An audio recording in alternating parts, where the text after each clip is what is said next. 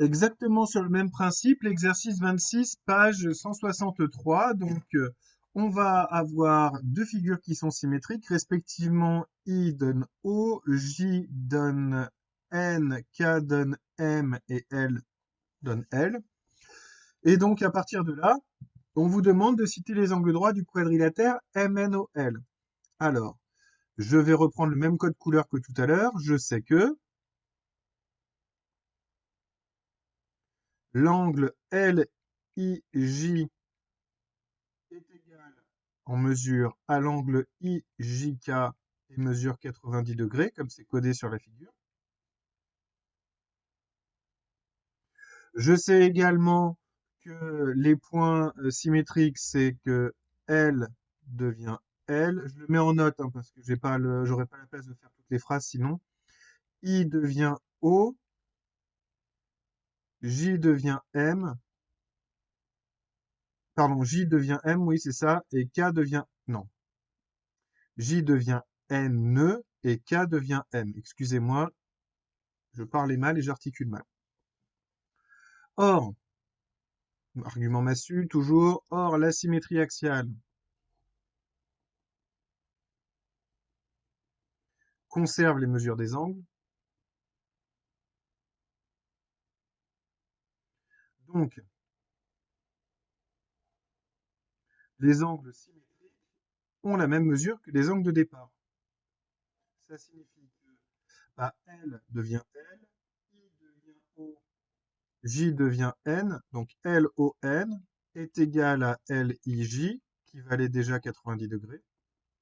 Et de la même manière, I devient O, J devient N et K devient M, donc ça fait pardon, O, N, K, c'est pareil que IJK, qui était égal à 90 degrés aussi. Voilà les deux angles du nouveau quadrilatère qui sont des angles droits. Donc l'angle LON qui est ici, puisqu'il est symétrique de celui-ci, et l'angle ON. Pourquoi ONK? ONM, excusez-moi, je me suis trompé dans la lettre.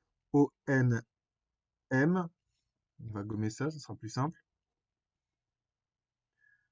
ONM, qui est symétrique de l'angle J ici.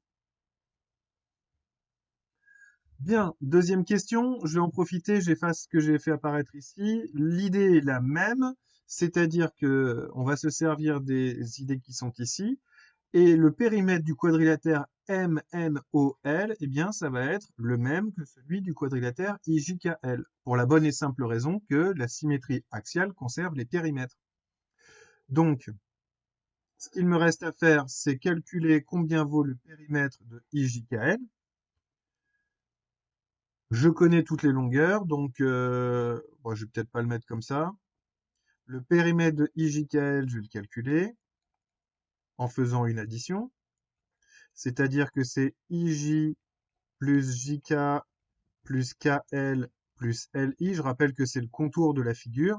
Ça fait 4 plus 4 plus 5 plus 7 cm.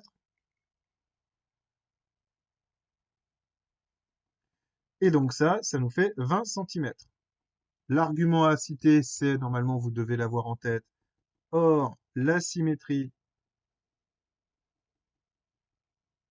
axiale conserve les périmètres des figures, puisqu'elle conserve les longueurs et l'alignement des points. Et donc, on va en conclure que, bah, forcément, le périmètre du quadrilatère MNOL, c'est le même que celui de IJKL, et ça va être 20 cm. Alors là, même si c'est pas vraiment quelque chose qui est donné au départ, c'est bien, on sait que je connais les longueurs, je peux me permettre de faire ce calcul, et donc ça, c'est mon hypothèse de départ de l'exercice, le cours, la conclusion. Voilà pour l'exercice 26.